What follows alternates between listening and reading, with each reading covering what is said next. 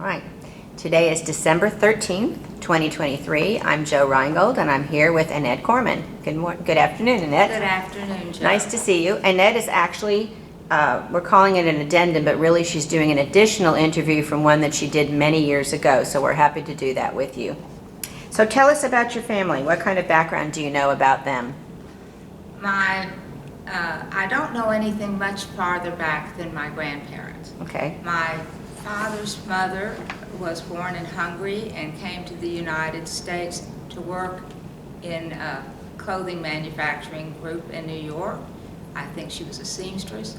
My father's father came from Poland, and I think he met her in New York. And I guess they were married in New York ultimately and ended up coming to Texas, to San Antonio. And my mother's parents, my mother was the 10th child and the last child born in the family of 5 surviving children, 6 surviving children. And she was born in Chicago. My grandfather, her father and mother, I think were both from either Lithuania or Latvia, one of those countries. When she was born in Chicago. Not all of the children were born in Chicago. They were born in Europe before that time.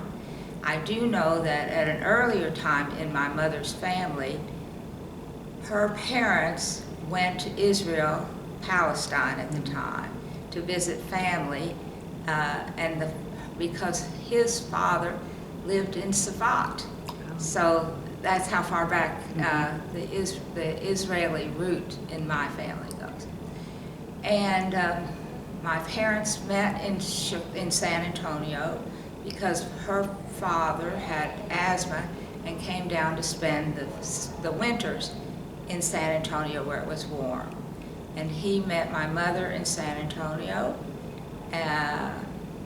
My father was dropped out of school when he was in the 7th grade and started driving a truck. His parents had lost their home in San Antonio during the Depression, and he was a truck driver who took produce from Mexico to the United States, and I have no idea what in the world he took back to Mexico, but that's what he was doing from the time he was 12 or 13 years old forward. And when my parents met, I don't think they had a dime between them. And my father came up to Chicago to marry my mother and went to work for Metropolitan Life Insurance and declared after I was conceived and born that, or I guess right around that time, that there was no way he could make a living doing that, and he was coming back to Texas. And if she wanted to come, she could, and she was welcome to come. So I think whatever little bit they had, they sold, and she followed him to San Antonio, where he opened a scrapyard. And that's what he did for the rest of his life, very successfully. Okay. As you're saying it, I was just curious. It's really interesting how people would pick different cities. But you said he wanted to be in a warmer place for part of the year. What about your mom? How did she pick San Antonio, or how did they pick that? She came with her father here. Oh, okay. She came with her father because she was the youngest, and she basically took care of her father in those years. So she would come down with him. And I think my mother she didn't graduate a regular high school. I think she graduated like a business school where she learned to be a secretary. So those were the skills she brought down with her. And so and they picked San Antonio to live in because I think my father knew San Antonio, and that's where they came back. Did they get involved in anything in their younger years, or even when you came along? Were they part of the Jewish community there? Did they have a synagogue they were belonged to, or anything like that? When I was an infant, my parents moved to Corpus Christi. And my father opened I think at that time a relatively modest scrapyard. It was during the war, and my father felt that the government was telling him what to buy and sell, and so he tried to volunteer to join the military. Being in Corpus Christi, you know, that was a naval base for a lot of people, and I think he felt terrible that he wasn't in the military. My father had thrombophlebitis and Berger's disease, which is swelling of the inflammation of the legs and the blood vessels in the legs, and he was 4F. He really was 4F. And as much as he wanted to volunteer, they said, Lester, go stand in the corner and don't move for 30 minutes. And of course his legs swelled up, and they said, you're 4F. And so he ended up working, really, basically, I think he felt for the government, buying and selling what they wanted him to buy during the Second World War. But I think that started him off very successfully. Did they stay there for many, many years, or did they move in? Corpus Christi? Yeah. They stayed in Corpus from the time I was an infant and my younger brother was born until 1959. From I would say 1937 to 1959. So they lived there a long time and had great connections in the Jewish community and probably in the non-Jewish community also. What did they do? How did you get here? How did I get here? Uh-huh. To Dallas.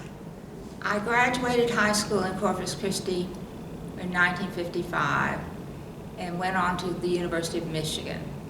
And before I had gone to Michigan, I was very involved in Young Judea and all the Jewish camp things. And I had gone to a Jewish camp in New York State, part of Young Judea, and I met my first husband there when I was going into my senior year in high school. Oh. And I ended up, he was from Colorado and was training to be a rabbi. And I went to the university, and I thought to myself, if I go to Colorado and I don't like him, I'm not going to enjoy the school. I wanted to go to a serious school. And that was the time that serious schools for girls were basically all girls schools and all boys schools. But Michigan was not one of those schools. It was co-ed, and there were Jewish students there. And having grown up in a community where there were 8 Jewish people my age in the whole city of Corpus Christi, I was very anxious to become part of a Jewish community. So I had applied to Brandeis, to Michigan, and to the University of Colorado.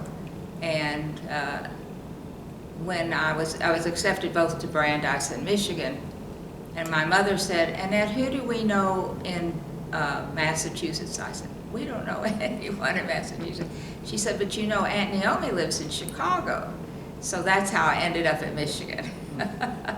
So I already knew the man that I married at the end of my sophomore year in college. Did he end up there also? He ended up at the Hebrew Union College in Cincinnati, Okay. and I followed him there, and that's where, at the age of 19, I became a bride. And I finished at the University of Cincinnati for college, and then I taught high school English in Cincinnati, and then we spent in the year 1959 and 60, we went to Israel so that he could study more Hebrew. And I joined Ulpan at that time and learned to speak Hebrew. Oh, very good. That fits right with your Young Judea background. Oh, it did. I think more than my father would ever have Yeah. supposed. Yeah. And when I came back from, when we came back from Israel, a year later, I got pregnant for the first time and had my first son at 25. And that year, he was ordained and was invited to come to Temple Emmanuel in Dallas, Texas. So he came as an assistant rabbi to Rabbi Olin and Rabbi Klein, Rabbi Olin actually. And we were here for 3 years. And at the end of 3 years, they were thinking of building Temple Shalom at the time. And my first husband was a man named Saul Besser, and he was very dynamic as a rabbi and very charismatic and very challenging as a husband and very awful as a father.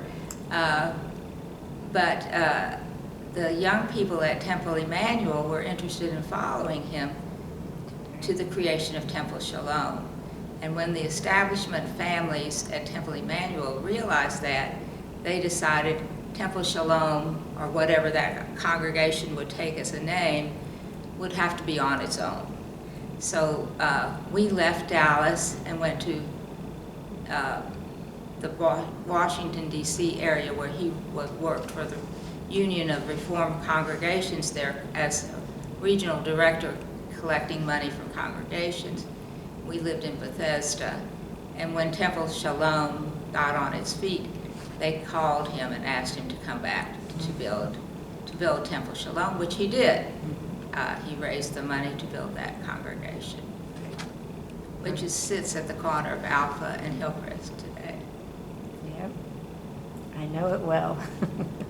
That's great. So then after that, what happened? In my life? Mm-hmm. Well, I had two sons. My first son, Jeremy, was born in 1962, and my second son, Ethan, was born in 1965.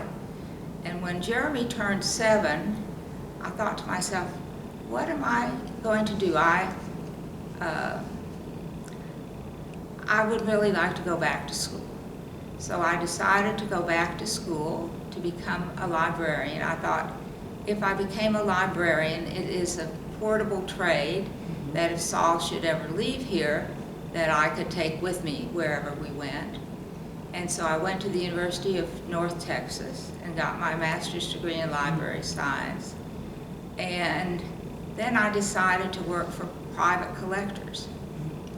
I had taken a course at Bridwell at SMU with Deckard Turner and saw all the wonderful books that he had collected for the Bridwell Library.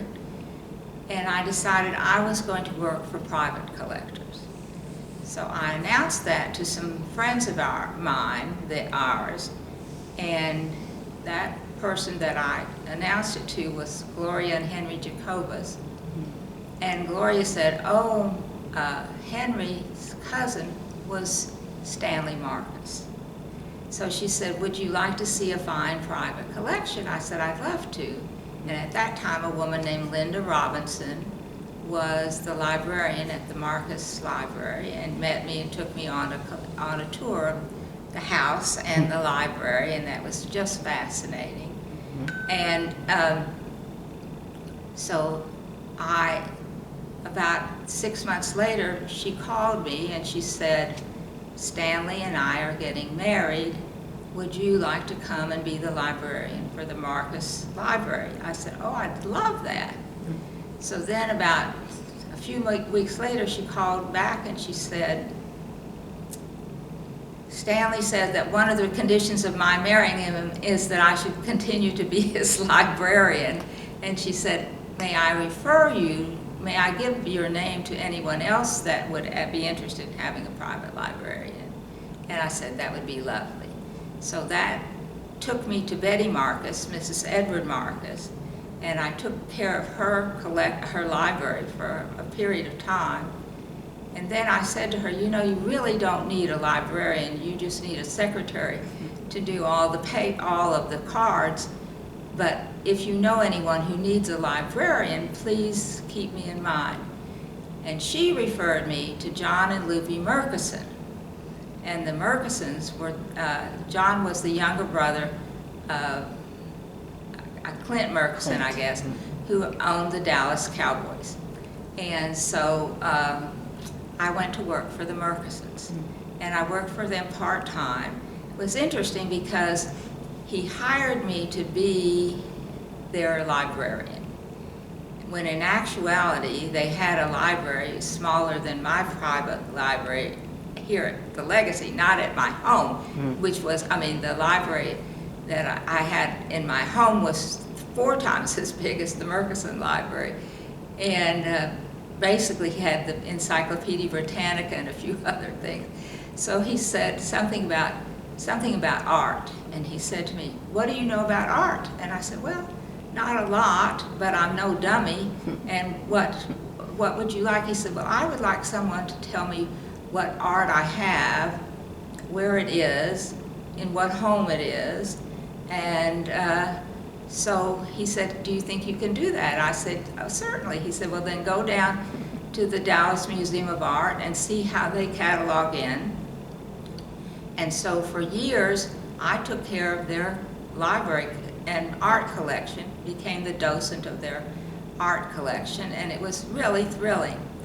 And as a result of being there, I ended up ordering and creating display cases for some of their art and different things like that, which led me to creating a tie rack that I made out of lucite, because I was dealing with a man who was doing lucite, because I got tired of picking my husband's ties up off the floor, and I figured there has to be a better way to mount those ties. The interesting thing is men today don't even wear ties any longer. I mean, they really just don't. But at that time, everyone did when they dressed up. And so I created a tie rack that I ended up taking to Stanley Marcus, and he said, "Oh, it's really lovely." What it was basically was a ladder with the bars going across, set at an angle where the silk ties couldn't slip off, or didn't slip off very often.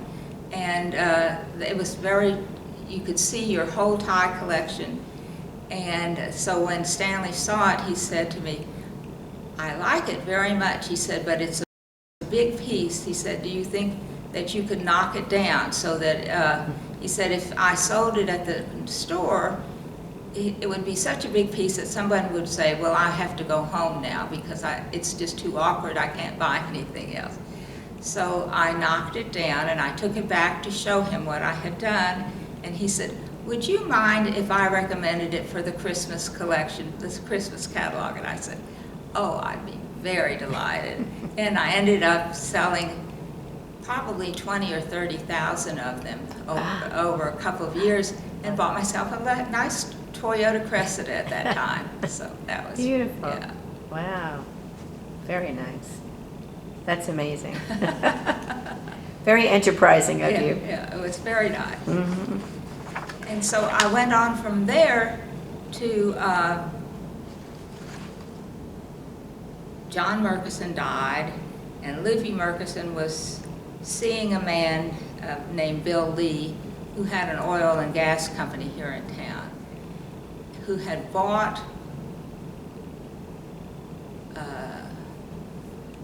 pre-Columbian collection of ceramics from Mexico and all through the southern part of the Americas. And at that point, he was very flush with money and needed a way to deduct some taxes. So he wanted to give away whatever parts of the collection he could. And my job, he had asked me to help him find places that would take part of the collection. Part of the collection went to the Dallas Museum of Art, part of it went to the University of Texas, some of it went to the University of Colorado, and some of it went to the Denver Museum of Art. And while I was working for him, I was also planning to be divorced after about 25 years of marriage, more than 25 years. And I decided I needed to actually have a real job. And so Bill Lee recommended me to his cousin's husband, who was a broker with Payne Weber at the time.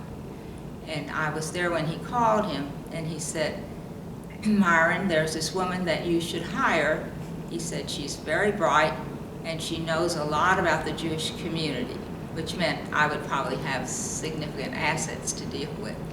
And so he said, call my cousin Myron, which I did, and they interviewed me and gave me a series of tests, and then they called me back, and I said to my then husband, oh my God, I think they're going to actually offer me a job.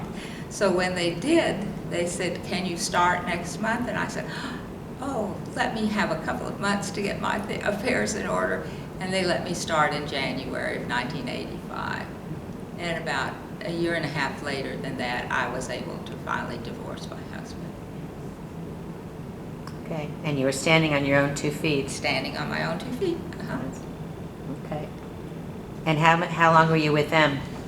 With Payne Weber, I was with them for 25 years. Oh, wow. I was with them during the time that they became UBS, which is what they currently are, which is the largest bank in Switzerland, and it's a very good stock. It's a very good stock. Okay, wonderful. So where are your 2 sons now? One son lives here in Dallas, and he is happily married for about more than 30 years, and is the father of a 26-year-old daughter who is teaching school in New Orleans, and twin boys who are 23. One is working in the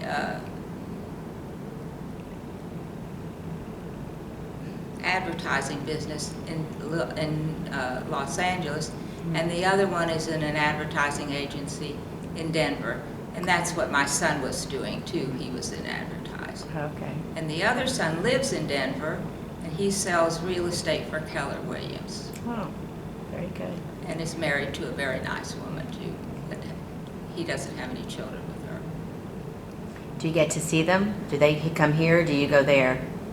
I used to be a lot more portable, and I would travel a lot. My husband, I did marry a second time. I married again in 1991, and I was married 31 years to a lovely man named Jack Corman, and so I inherited from him 3 very nice children and ultimately grandchildren, and he and I traveled a great deal. So when I moved offices with Payne Weber and UBS, I said to the director, I said, I travel a lot, I come in late, and I leave early, but I do clean business. You won't have any problems with me in terms of issues. And I said, and I travel a lot. I'm usually gone about a month a year. So we traveled a great deal. We traveled to Europe, and we traveled to China, and we traveled to Russia. And I think I basically saw my bucket list. That's good. During that time. So that was very, very nice. Wonderful. So how did you decide to come here to the Legacy? I think something has to happen in one's life to change. And what happened for me is that my husband of 31 years turned 94 during the year of COVID and fell, and after a series of a lot of things, within a period of 2 months was dead. And so it was interesting because my son, who lives in Dallas, his name is Jeremy Besser, said to me, Ma, you should move. And I said, oh, okay. And then my stepdaughter said, Annette, you should move. And then my doctor said, Annette, you should move. And so finally I said to the doctor, why did you say I should move? And he said, because you're a very social creature and you're going to be very isolated in a big house by yourself. So that was what prompted me to move to the Legacy. So he passed away early March, and in April I came to see the Legacy, and by the end of that first meeting here, I had selected an apartment, and I had signed a contract to come in June And I took possession in June and moved in August of that year. So I think that's really basically what happens to it's either individuals or families that there's a fall, there's a car wreck, there's a death, and that's what makes the move that people finally say, I need to do something different with my life. No regrets? Not at all. No. It's been a very nice, I knew a number of people. I have been in the Jewish community here for a very long time, and I knew a number of people here. None of them were my close friends, but many of them have become very, very dear friends since I'm here. So it's been very nice, and of course there are a lot of new people that have moved into the Legacy too, and have come from all over. And I'd say about 25% of the population here is not Jewish. So that's been an interesting group to get to know, and everyone has an interesting story that lives here. So it's a very nice place to live.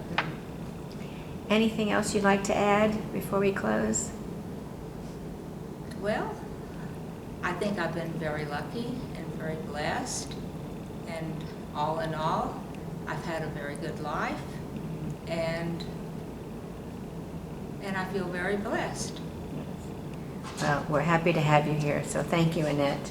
Thank you very much, Jo.